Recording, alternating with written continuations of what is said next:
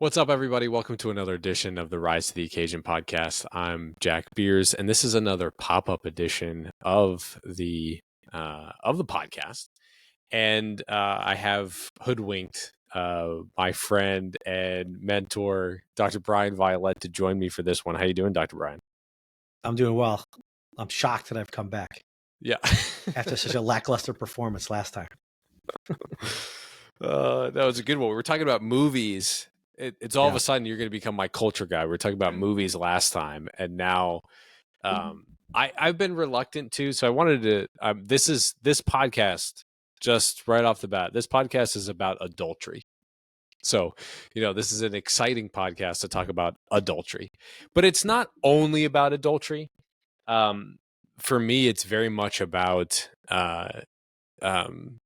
what it means to be human and the human person. And adultery has been a huge topic in the culture and has been a huge topic for many people to basically take what is going to turn into arguably top 3 worst moment in a person's life and publicly displayed one of their worst decisions ever. And turn it into like lots of clicks and other things along those lines. I don't particularly want to do that. I'm referring here to, I don't even remember the company, the CEO who was caught on camera in a compromising position with his head of HR. Andy Byron. Yeah. Astronomer. And he, I think he lost his job. He just resigned. Yeah. So he just resigned from his position. And it's, look, this is one of the worst periods of his life. And we could sit here and just be like, well, he deserves it, or whatever. Like, he's made his bed, now he's got to lie in it. But it is also one of the worst moments of his life. So I'm not necessarily inclined to really just talk about him the whole time and this whole picture. I actually want to start here with St. Augustine. Because as I was watching all of this unfold and watching and reading so many people pile on this guy, I thought that he is very much living something that is maybe my favorite thing that St. Augustine ever said. Everybody always quotes like, our hearts are restless until they rest in thee, O Lord. But my favorite thing that he said is, what am I to myself without you, O Lord, except a guide to my own downfall? What am I to myself without you, O Lord, but a guide to my own downfall? Yeah. And when I'm watching this whole thing, I'm like, yep. When we try and operate as ourselves autonomously without God, who are we but a guide to our own downfall? So why I just, you can comment on anything in the intro here, Dr. Bryan, but what are your thoughts on that? What are your initial thoughts on this whole situation as you've watched, adultery start to really ruin this guy's life? Well, I actually heard about it. The first I heard about it was a quote, an apology from him. And then I recently learned that the apology was fake, which is, it's like its own point of reflection that people put out a formal apology for him that was supposed to like provide some kind of immediate psychological closure. And we can talk about that too, the fake apologies that are out there. But something in the quote, I made me so angry. The quote was, I want to express how troubling it is that what should have been a private moment became public without my consent. I respect artists and entertainers, but I hope we all can think deeply about the impact of turning someone else's life into a spectacle. When I first heard that, I was like, wow, he's really trying to point in the other direction away from his own responsibility. Now, he did not say that, but that was my first entry into the story itself because I hadn't heard it initially. I didn't see the viral video but I saw the viral video after I saw that. I mean, I mean, I think you just have to begin with how terrible adultery is. Like that's our starting point, you know. And that comment there suggests that there's no acknowledgement of, well, it's two, there's like two sides of a coin here. One is it doesn't acknowledge the public dimension of married life. Like that's sort of the point, to make it public. It's a shared union that we celebrate publicly, that we make known to everyone. It's not a private act, right? So your married life is in a certain sense always visible to the world. And there's a sacramental reason for that. It's part of like, you know, like sharing the community experience, the sacramental experience with others. And then the marriage itself between two spouses who love each other should spirate into fruit, right? Whether that's the life of a child or through a ministry or just building up the kingdom of God in the world. There is a natural public dimension to it. On the other hand, there's this question of should we be making a public spectacle out of someone's mistake and suffering? So yeah, I'm curious where you land on that. What's your visceral reaction? Do you feel, a part of you feels critical of him? How do you feel about the public nature of it? So my experience of this has very much been like, this is the bed we've made as a culture. Like, how many movies in this year alone are featuring adultery? Mm-hmm. The romance, the excitement, the seduction, the enticement of forbidden romance.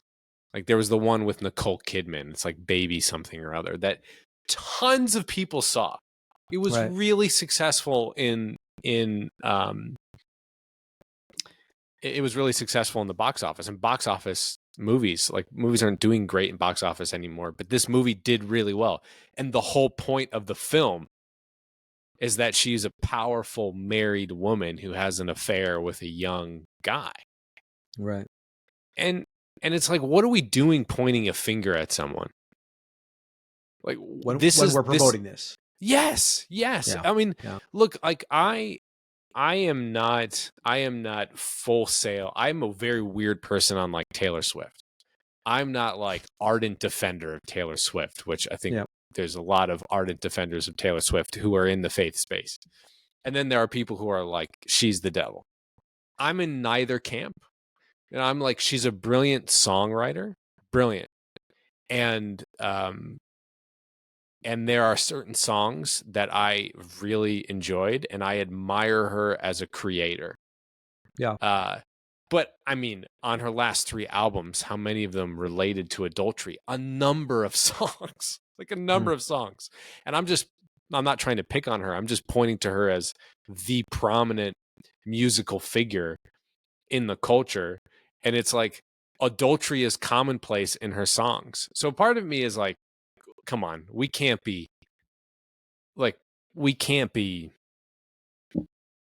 pointing the finger here and being like, well, how could this guy do this? It's like, well, we talk about it like we glorify it to a certain extent.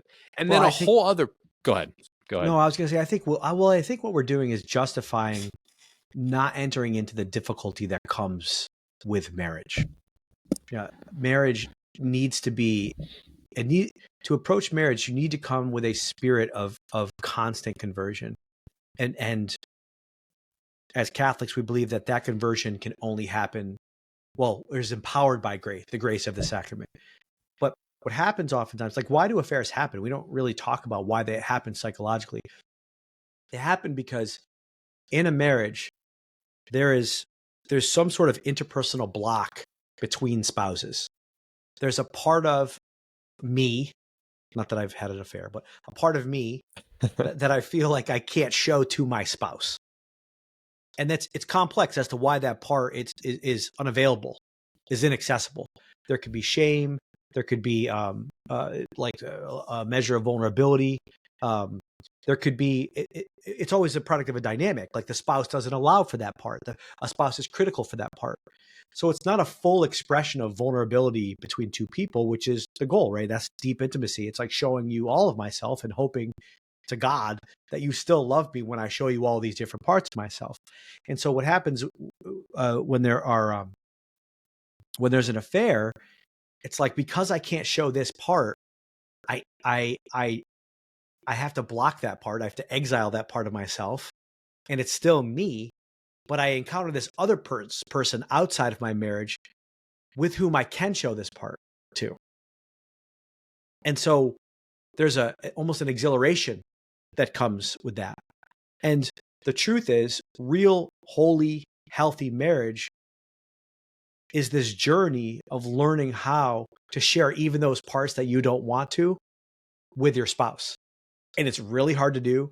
It's terrifying. It's way easier to compartmentalize this part of myself outside of here. But that's the call. And so I don't think people have a deep understanding of that. But what just happens is, it's just, I mean, I'm talking about unconscious forces here, but it's just easier to feel exhilarated by that experience, to feel alive with someone else, where you might feel dead at home because not all of you is integrated. Yeah. So we can have this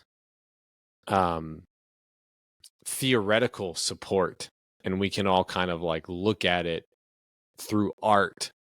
We can look at adultery and actually talk about it on positive terms, as something that's even like attractive. Right. But then when we see it publicly, it's like we swing all the way in the other direction, and there's no part of us that's willing to confront the discomfort that we feel that something like this could happen, and why it happens, and how it actually happens. Because there is an important learning experience here. Like if we were approaching this out of a state of non-judgmental curiosity, right? And we were looking at this situation, we'd want to know, like, what happened? Like, what happened so that I can avoid it? Which is, I think, part of what you're saying. It's like this, we're looking at it like, how could you ever do that? But the reality is, like, it happens. You can actually understand how it happens, and it can happen to anyone. I mean, culture's fickle. We want to see the movie and we support the movie, but yet this guy has to resign because of his shame. So which is it? Is it okay to have an affair, or is it not okay to have an affair? Yeah. And I think it says something about the statement based on like the company released about his resigning was like, this is not reflective of the type of leadership that we want our company to represent. But wait, I thought culture, which kind of approach should we take here? How should we view this? It's really complicated. I also think it's noteworthy that if the culture is saying this is acceptable, I mean, you could see the shame in the viral video of like their bubble bursting, of like God calling out to Adam and Eve in the garden, them hiding it. And the moment that they get exposed, this immediate reaction of covering things up, of moving away from one another. It's like this part of them that has felt shame all throughout gets exposed, and a light is shined on that part of them that feels the shame in an act that contradicts God's law, which is like objectively, they're going to feel guilt and shame. Yes. Like what they do with that, they may bury that down. They may exile that part of themselves. They may push into their unconscious. They may justify it. They may make promises to one another. I think it's really interesting that he's not made a public statement. That leaves me open to wonder, like, maybe he is really unhappy in his marriage and he's going to marry this new person. Like, what kind of actual emotional affair is it? Because it is an emotional affair. It's not merely sexual. They're at a Coldplay concert, swaying to the music, feeling things, right? So it's at minimum an emotional affair. But it's also not lost on me how the unconscious continues to operate. It's like someone who leaves their diary out, or someone who's having an affair and leaves their phone available. It's like you're at like, if you really didn't want to get caught, you would not go to a Coldplay concert, right? And like, because what if you do see someone, right? Like, there's a part of you that feels guilt and shame that will not ultimately be silenced. You can't silence them. Well, part of the viral aspect of the video is that there are people around who are like, oh, oh so they all man, know. Right, they all know. yes, Yeah. yes. There's a whole part of this that's like going to the concert with a group of people who are understanding and accepting of the reality of the extramarital relationship, Yeah, it's terrible. and are at minimum condoning it, and are like, oh, well, we weren't going to say anything, but now this is undeniable. Implicitly condoning it, even if they're not Right. saying anything. And Right. which also plays into the question of power dynamics. Because he's the boss, what can you say to him? And you wonder, even if she had the freedom to participate in the affair, given the power differential, that's not servant leadership. Him at the high, at the top of the company, serving people who he's leading. It's him abusing his power. And so no one really, my assumption is it would take a lot of courage to speak into the transgression by any of the employees, any of the people who knew about it. Like there's a pressure to not say anything. And then, it's the abuse of power in the dynamic itself, because she's his subordinate. She's the head of HR. She had a funny title. It's not like HR. It's like people manager or something about people. Right. But it's like, well, I don't know if that's the person I want to trust to go to with my people problems. Yeah. Yeah. I want to talk about masculine power because it is important. And I also want to talk about friendship because I think there's a communal aspect of this. But before we move on to either of those topics, I want to stay here on shame because you're echoing something that John Paul II talked about, where it's like pre-fall, there was no shame. There was no use of shame. Like shame wasn't necessary pre the fall. Right. And then at the fall, shame became a necessary thing. And this is another thing that's happened in the culture where we've purely demonized shame. Like there's no form of shame that is good. And the only thing that you can do when you experience shame is empathize with it. Those are like the two rules that we have. Like shame is bad, wholesale, it's bad. And if someone is ashamed, the only thing that can be done from a person who's accompanying them is like empathy. And that's larger culture. There's part of me that is happy that we still have the capacity as a culture to publicly participate in an acknowledgement that this act is shameful. Like it is appropriate. Yes. Yeah. Like it would be unhealthy if they were not ashamed of what happened. It would be unhealthy if they were like, oh yeah, this is totally fine. This is totally acceptable. It would be unhealthy for us as a culture if we weren't like, that is shameful. It's a shameful act. And John Paul II talks about it as like, when you feel shame, it's an indication that you're treating yourself or another person as an object and not as a person. Right. And pre the fall, Adam and Eve never treated each other or thought of themselves as anything other than a person. Yeah. In its truest form. And then the fall happens, and now we treat each other and treat ourselves as objects, as means to an end instead of an end in itself. And in adultery, what's inherent in adultery is a mutual use of one another for the fulfilling of some unmet desire or need. There's a use. There's an objective. You're using this person as an object, or you're being used as an object, or you're allowing yourself to be treated as one. Therefore, shame is going to be produced within you, and ought to be, because it's sort of like a prophet within you that's supposed to tell you, like, get back in line.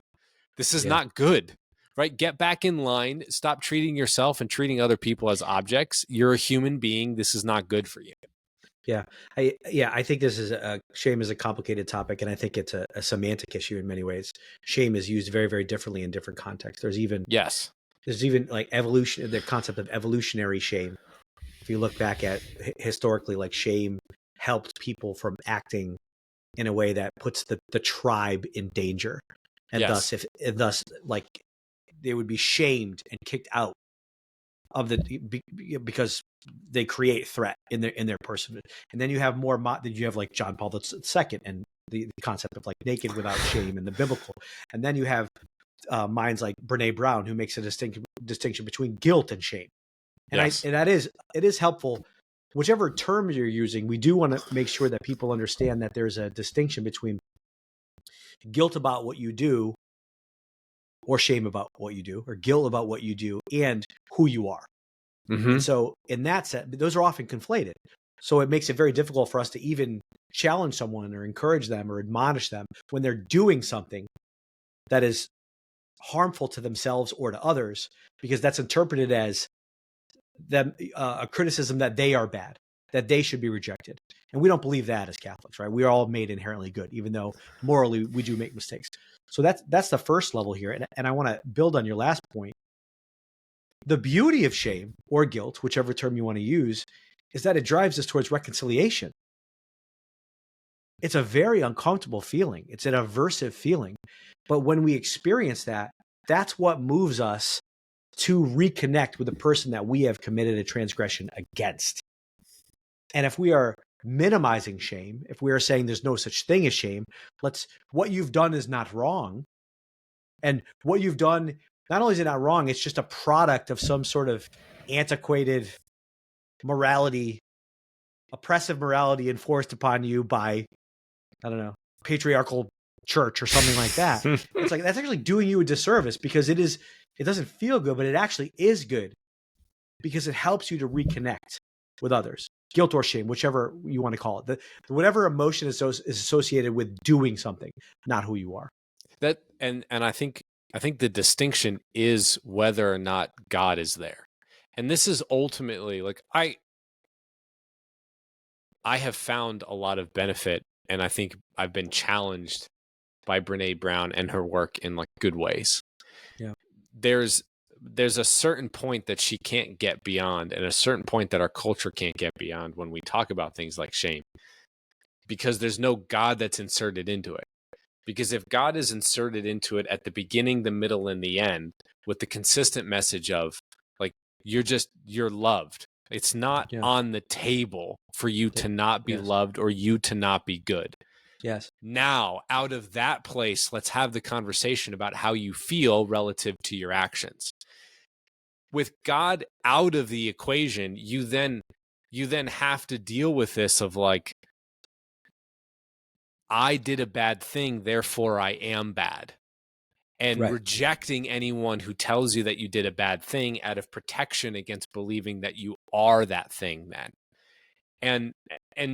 And this is why God is such an important and central figure in all of this, because it couches all of it. It's like he's still a child of God.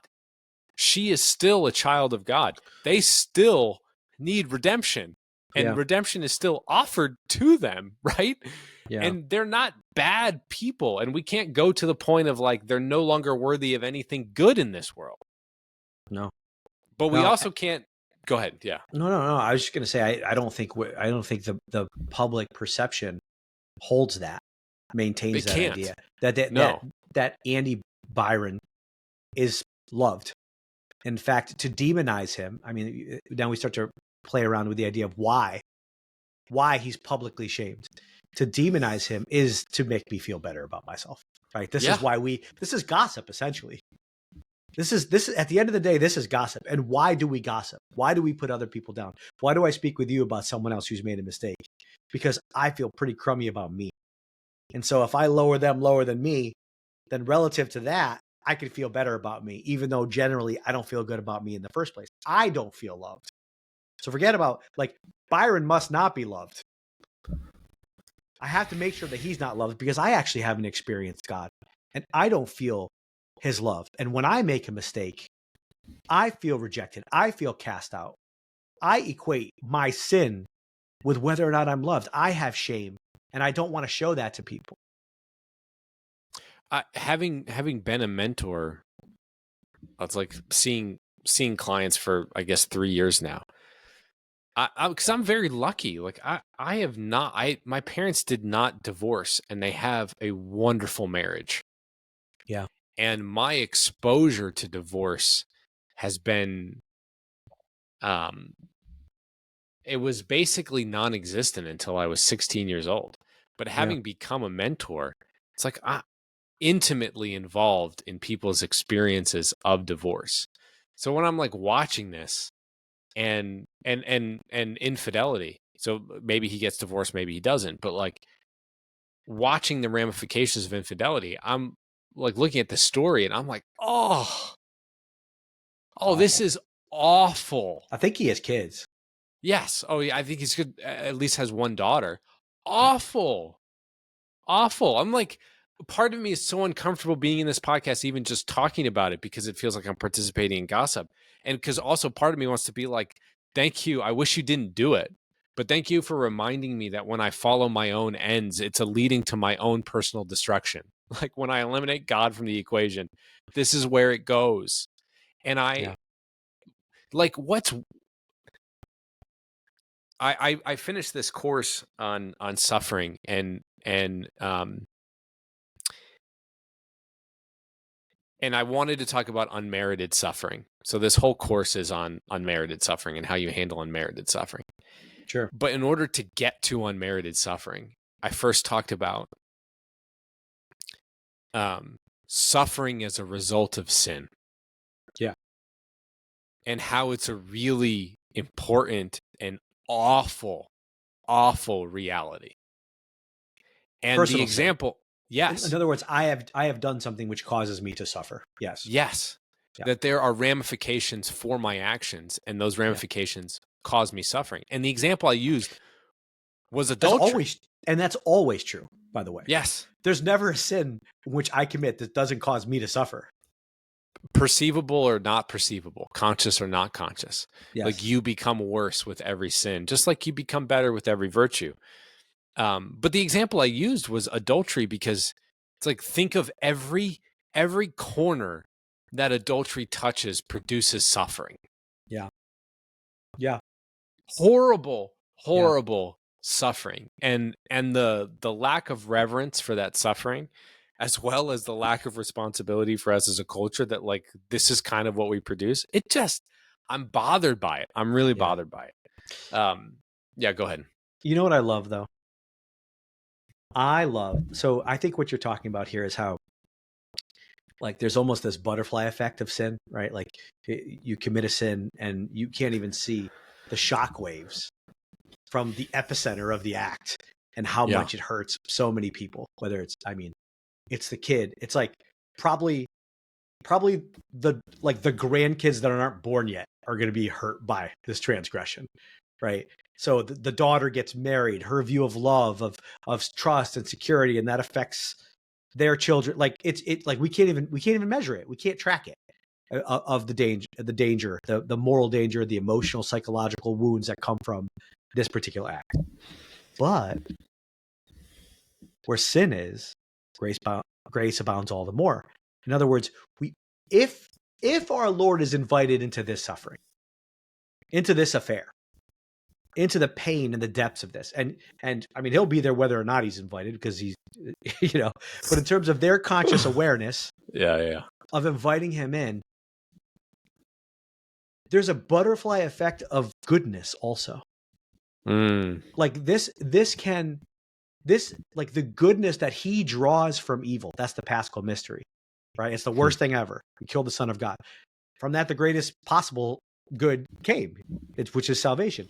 That's what happens in our lives over and over again. Here we are, sin, death on a cross. Through this affair, the sin is crucifying Jesus, this adultery. So salvation is now present for them in a new way. And it's going to result, it's potentially, if they allow for it, it is going to there's going to be those same shockwaves throughout their whole life. It's going to be unfolding for decades upon decades, all the good that God draws from such a terrible thing. You got to be careful, because, some people say, one of the lines that annoys me is when people say, like, I'm happy with every mistake I ever made because it made me who I am. Like, no. I wish I could be who I am without making those mistakes. We want to leave space for two different lanes, right? So it is awful. It is awful. What happened is awful. The affair and all the consequences and all the emotional pain associated with it. Separate lane, God can draw good from it. So as he draws good from it, we don't want to say, look, that was good because look at all the good came from it. No. Despite how evil it is, despite how much wreckage it causes, God just never loses. I have a friend that always says, like, don't worry, the game is rigged. When he talks about God and all the sin in the world, don't worry, it's rigged. Everything's rigged. We win in the end because God, like, no matter how terrible it is, God can just take it and turn it into something wonderful. And that's my hope for these people.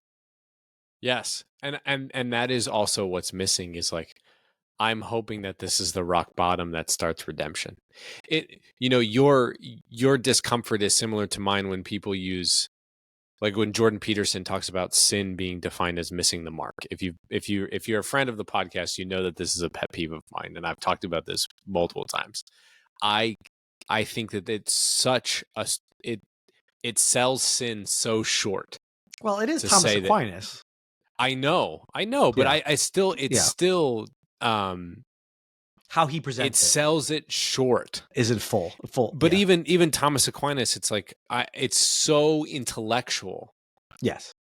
Like when you think about adultery right now, what is this? It's like, I had an arrow.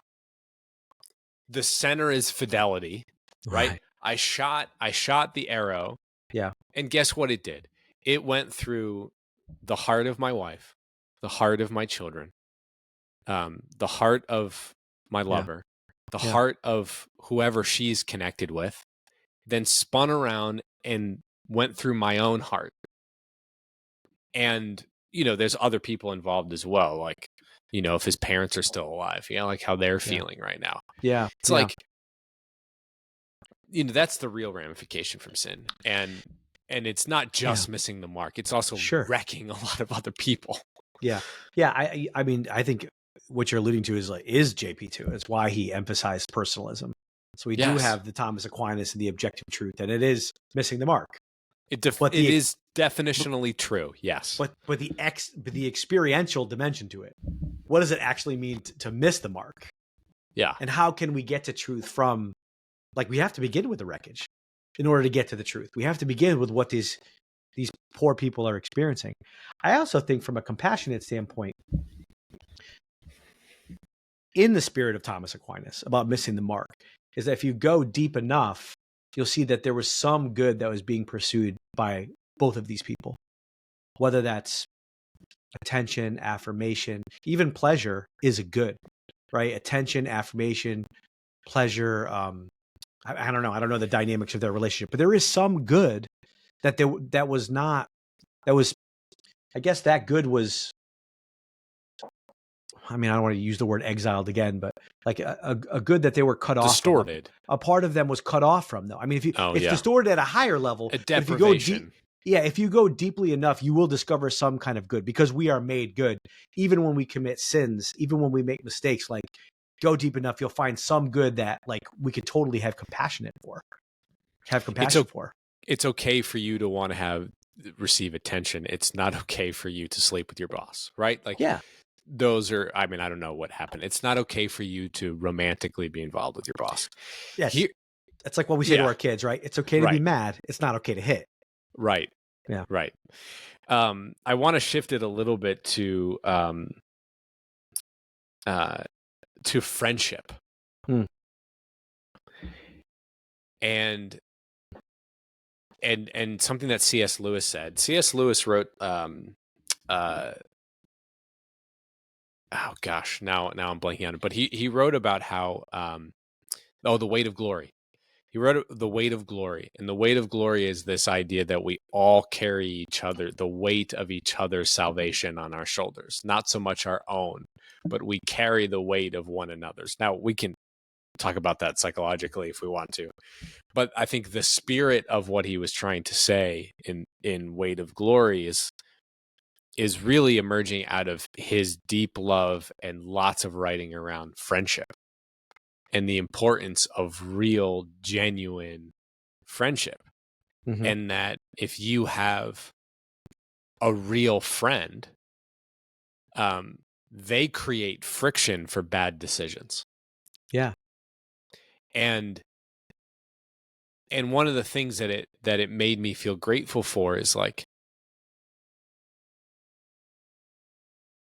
Well, let me actually back it up a little bit. I remember talking to a priest friend of mine, and I'll never get this out of my head.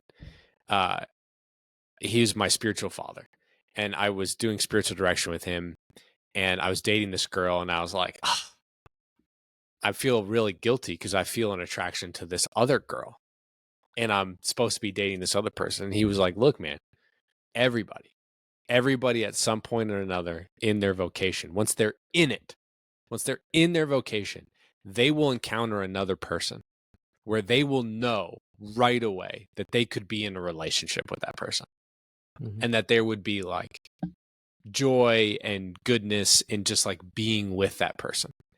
And the chances of them acting out on that dramatically increase if they never share it with another person. And then it increases 100-fold if the only person they share it with is the person they have the affection for. Mm. And his point was like, you always have to have a friend. It's like, I am a priest. I've been a faithful priest for over 30 years. I have been attracted to the idea of dating a woman before, and I've never said it to the woman. I said it to a brother, to a friend. Yeah. And I processed it with that friend. And the affection that I felt toward that person decreased because I actually worked it out with this other person who was a friend who could empathize with me and hold me accountable. Like they would have rather like gone to my house and beaten me up That's a rather good than friend let there. me be unfaithful to my call and unfaithful to my vocation. Yeah. And I do think that there's a real genuine poverty of friendship. Like my closest friends, the people that I speak to regularly, unless I kept it completely hidden and completely to myself, and I never shared an inch of it with anyone, they would never, ever allow me, ever, to even tiptoe in that direction, you know? Right. Yeah. And so I think that there is like a real poverty. It reminded me of the poverty of friendship, especially for men in our modern culture, that there isn't like the masculine accountability and the masculine use of power to be Yeah. like, bro, step back. Yeah. So like so what drew you to that was the imagery around the friends observing it. The imagery around the friends and just the public nature. Like Yeah. they were comfortable enough going to a concert in an open box, right? They didn't sit in the mezzanines. Yeah. You know, Yeah. it is a box. Yeah. Like everybody in that concert, obviously wasn't recognizable until now. Everybody in that concert could turn around and be like, that guy has a wedding ring on, and with the way he's acting toward that woman, that must be his wife, right? Everybody. Mm-hmm. So the idea that there was nothing ever that anybody ever could have ever said to him, I think is unlikely. And there's some combination of him not having any real friends or him being unwilling to ever listen to his real friends. Yeah. That creates this situation. And I just wish for I wish for great friendship for people, and so few people have it. Yeah. I think it says something too about how insular a work environment can be, because those might all have just been coworkers. And we also know that a lot of affairs happen because of the time spent at work and the proximity Sure. to people of the opposite sex, and like having a good working relationship. And then that could become, if you're not careful, it can become emotional because of like the positivity of the exchanges around work, and I use the word insular because I mean, I don't know. I mean, true friendship like the one you're talking about needs to be intentional. It needs to be very intentional, and I think in a certain sense explicit among friends, especially as you get older. I mean, it's not, you're not like you're in high school where you're friends with like 300 people, or you think you're friends with 300 people. As you get older and you get busier in life, you have kids or you have a job or whatever it is. It's like you have to actively pursue friendship to make it work. Otherwise, your friends become your coworkers. Now, that's okay, but even that, it needs to be like made explicit that we are friends, and it's complicated by the fact that we work together. And I mean, it can be done, but like these things need to be named. And if he's the boss, if he's the CEO, I do think there's probably some extra pressure to not say something. And I hope and pray that he's at a point, or he gets to a point anyway, in his professional career where he invites that sort of friendship even with people that he has power over, and that he invites feedback and authenticity, and like, I mean, it is possible, like I said, within a work hierarchy to have it, so that those people whom he's invited into that space are able to do what you're hoping for. I think really the point that I'm trying to get at, and as I'm processing it out loud with you, is this is why it's so important for every one of us, men and women, to have a real friend rooted in virtue, a real friend that you regularly share your heart with and regularly share what's going on. I'm not talking about 10. I'm not talking about 20. I'm not even talking about 5. I'm talking about like 1 or 2 people that when there's a movement in your heart, or when there's a pain, or there is a suffering, or there is a temptation, or there is a challenge, that you have a source to go to. Yeah. Yeah, I think you got to build towards that. I do, because even what you're like, there's a certain, I mean, I think I could hear what you're saying and say, well, there might be something idealistic about that. You know, when that priest said that he has had attraction to other, like to women over the course of his priesthood, and he had the freedom to go talk to his brother priests about it, like, that makes sense. They're all sort of, to me, that makes sense. They're all sort of single together, and the transgression is clear, not doing what a priest should do. But Right. I don't know how comfortable like men are to say, like, hey, to another man, I'm really attracted to this other woman that's not my wife. Like, there's a shame that comes with that impulse. And I'm not saying that's right. I think your priest was right.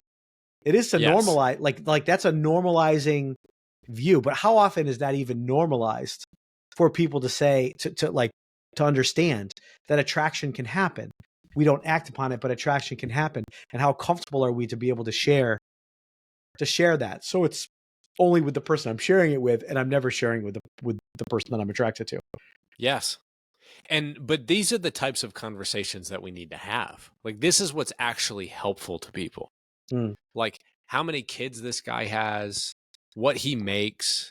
Like, I saw this one LinkedIn post that was like, let's talk about how financially costly this decision is, as just an example, right, of what this is going to cost this guy. Yeah.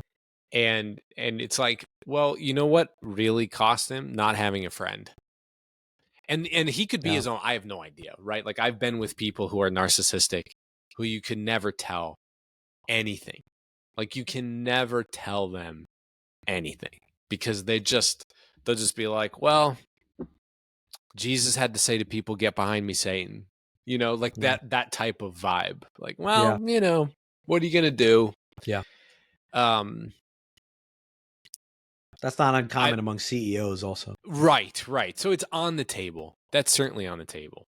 But if you people who are like me and you, Dr. Bryan, listening to this podcast, it's like, have a darn good friend who you can share this type of stuff with. Because if you don't, it's actually like deeply spiritually dangerous to not have that outlet. Yeah, I also want to be sensitive to, also, as I'm sitting here and like we are removed from the situation. And I know I have a tendency to talk about things in sort of abstract terms, but I want to have a certain sensitivity to the betrayal that his wife feels. I mean, like, even the comments that I was making earlier about, you know, what drives people to have affairs and whatnot, and the complexity of the dynamic in a marriage and all that, like, that in no way strikes a letter from how awful the act is and how devastating it is for the spouse, for the betrayed spouse. I mean, she'll be, in this case anyway, she will very, very likely be carrying the cross of this moment and living relative to this moment. If they stay married, she'll be living relative to this moment for a very long time. And for her not to be living relative to this moment is going to take a lot of hard work and a lot of grace, and not anything that's going to be resolved anytime soon. And like now she just got this whole thing dumped upon her. And she's in a hellish period of agony right now. Poor woman. And the agony that will emerge with whatever she decides to do with this situation, to stay with him or to leave him. Like they're two paths of agony. Yeah. Neither path is like ooh, yay, I'm No. happy about this path, right? They're both awful. And I think for me wanting to come into this podcast, it was very much like, this podcast is primarily designed for us to figure out, for me trying to figure out how to become really good as a provider, a husband, and a father, right? So yeah, we are pretty much exclusively looking at this from the male perspective, which in and of itself is like parallel process. We're not seeing or talking about the wife, and neither was he. No. Like Right. neither was he. We're Clearly doing he the was same blind. thing. Yeah. Yeah. Right. We're doing the same thing. And so I think it's good to call that out. One other thing that I wanted to talk about and you've alluded to it twice, and I want to hear like every inch of your thoughts on this, which is the healthy use of masculine power and the virtue that can come from the expression of masculine power, and then the corruption of it. And we see the corruption of it, on display here. But I think there's often a reaction to go wholesale anti-male expression of power. And I would love to get your thoughts on what actual healthy masculine power looks like relative to, what we're seeing here. Yeah. I mean, I think the world nowadays, really for the last, gosh, really, well, I was going to say at the start of the Cold War, really. I mean, on a cultural level, there's been a pursuit of power, a pursuit of acquisition of power because of the ideas of what it holds, the promises of what power can provide. And, the truth is, if you experience any joy or pleasure because of power, it's very, very short-lived. It folds in on itself very quickly. The truth is, if you're using power to serve yourself, you're going to implode sooner or later. Having power is actually a cross. It should be a cross. That's the only way that it's renewed, because you're using it in service. Christ, of course, is the model. I mean, God, nobody has more power than God, and he makes himself a baby as he entered into our time and space. He makes himself so vulnerable and so small, and he takes all his power and just relinquishes it, taking the form of a slave. And then so for a man, like, we have to exercise our power in service of others, and other people intuitively know when we're not. That's why it folds in on itself. We become a target when we're not doing that. As hard as it is, I mean, and then that in and of itself is hard. It can be a very lonely, isolating experience when you have power, when you're using it to just serve people all the time. And that's what we're called to do, and that's that's the path to holiness too. Because we do get power over the course of our life. We always have some form of power, but seeking power as an end or as a means to happiness is an illusion. The true happiness comes when giving of yourself in service of others with the power that you have. I was thinking about it in two ways on power, that I think is like standing on the shoulders of what you just shared. The first is like, this has been a big topic for me with my oldest son of late. No, I'm not like talking to him directly about power, but he's gotten really into swords and shields. Well, so am I. Yeah, I know. So am I. That doesn't Lord go of the away. Rings. Aragorn. I'm like, ooh, I want Aragorn's sword. But so he's really into swords and shields and good guys and bad guys. It's very much, he's trying to figure out who's a good guy and who's a bad guy. Yeah. And fighting, and when it's appropriate and when it's not appropriate. And And so I've started talking to him about, like, in his play, that in his imagination, let's find something to protect and defend. So we're going to get out our swords and our shields, and let's find something precious to protect and defend against someone who's trying to rob something. Yeah. And me and my trying to be intentional brain is like, part of the virtuous expression of masculine power is protecting and defending. Yeah. And honoring something and protecting and defending the sacrament of marriage and the commitment that you make to your spouse, and that takes a lot of daily intentional effort to defend and protect the love that you have with your wife, that flame, that fragile flame that you have with your wife. Yeah. I love that. And then the other way that I've been thinking about it is, and it's similar to the way you described it, is that love or power serves no matter what. It serves something. And you get to choose what it serves. Mm-hmm. And if it serves your own needs and your own gains, then it's corrupting. But if it serves another, it's expansive. And I think this is why Psalm 23 has been so important and such a primary prayer for so many people. The Lord is my shepherd, I shall not want. Mm-hmm.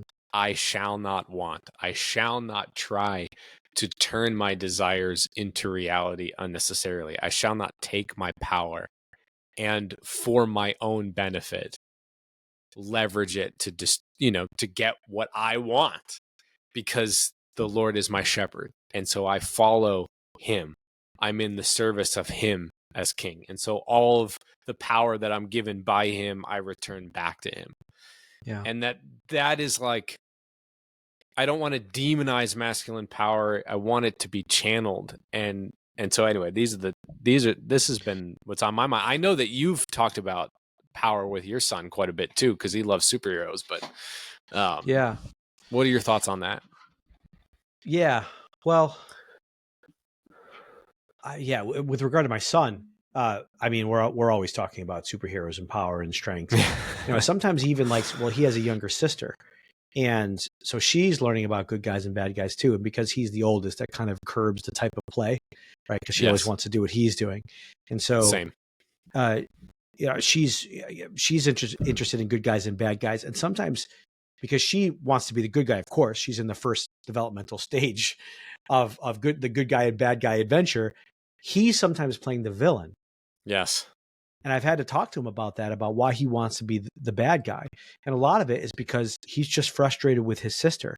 So he can identify with the misuse of power that he has as an older sibling. Yes. And so, like, now this is another level of complexity for him at 6, as opposed to she's 4. She's 4 as of today. Happy birthday.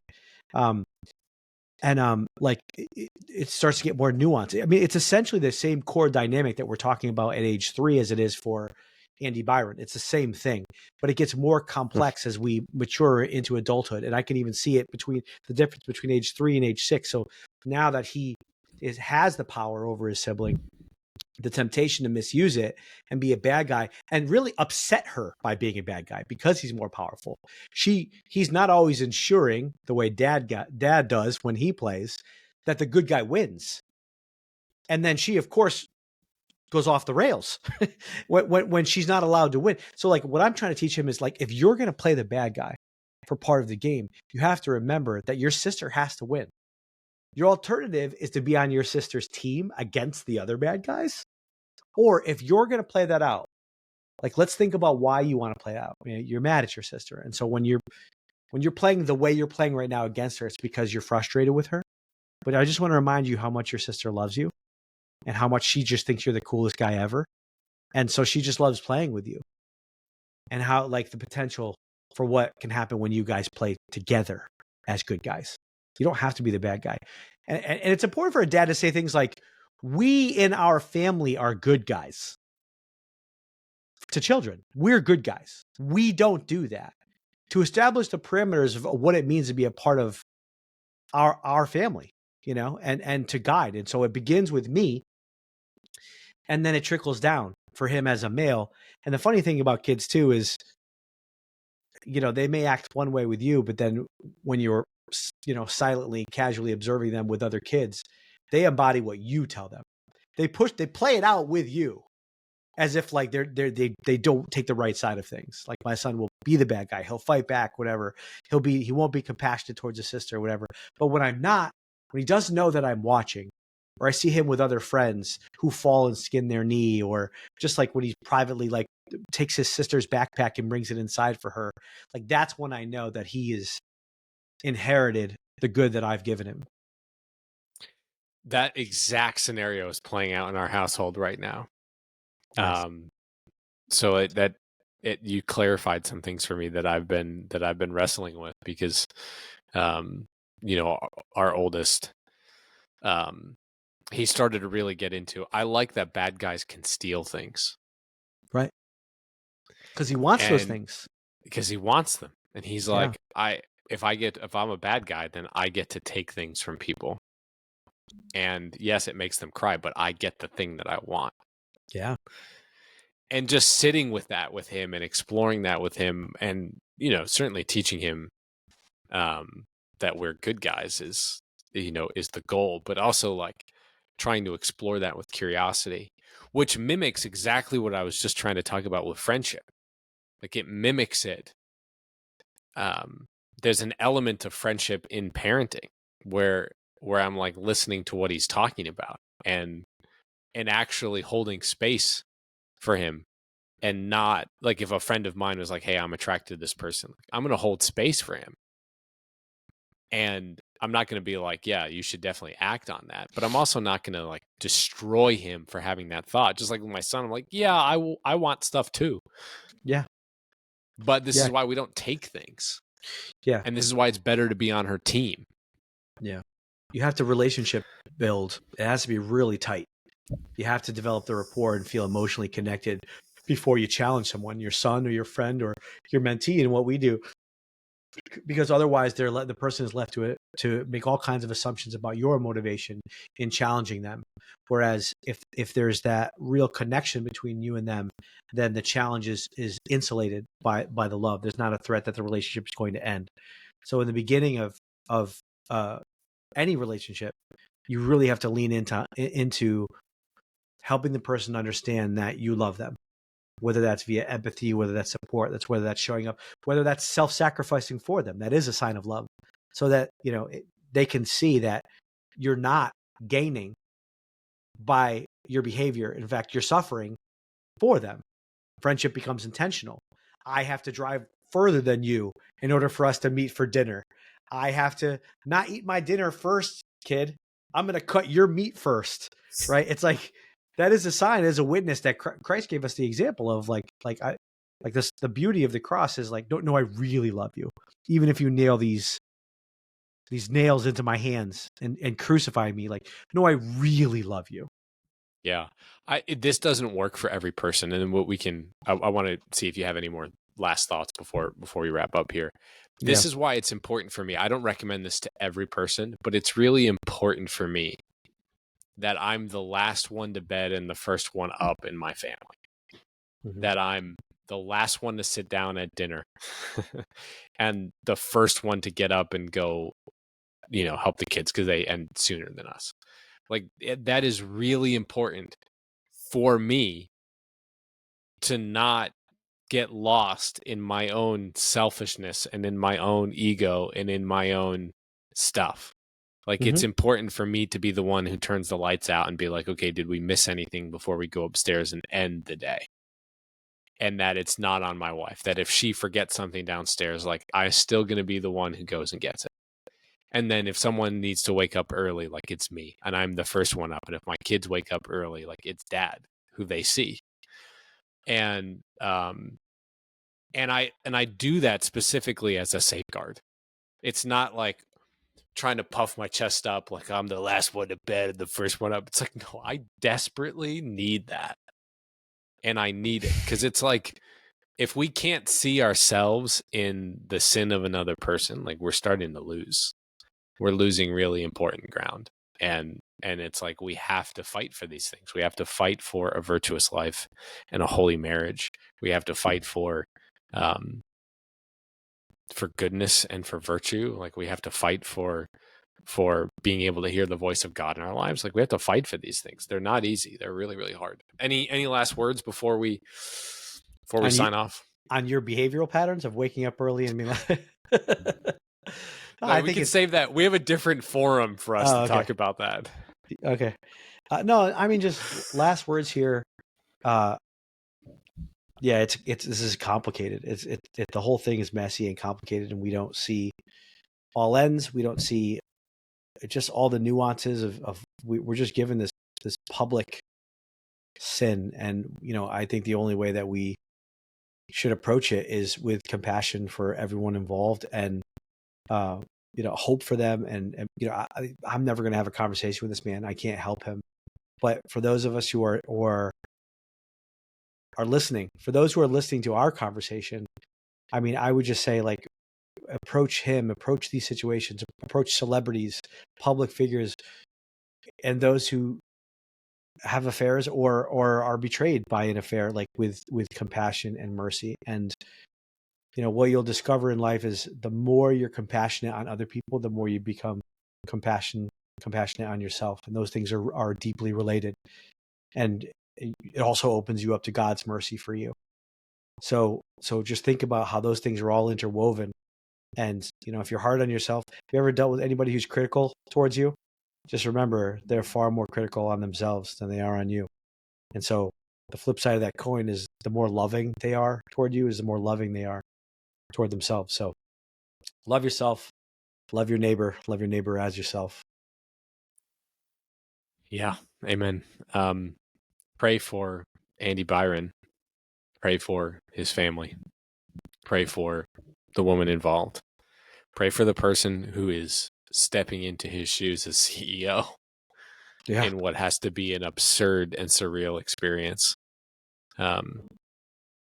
That's what we're called to do as Catholics, is we're supposed to pray for these people and then be reminded that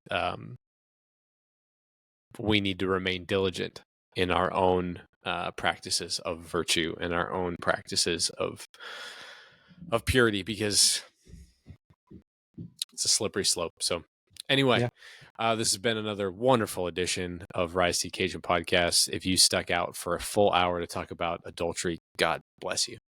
Hopefully it was meaningful for you. Thanks as always to our friends at FIO for making this podcast possible. And until next time, folks, you were made to do hard things.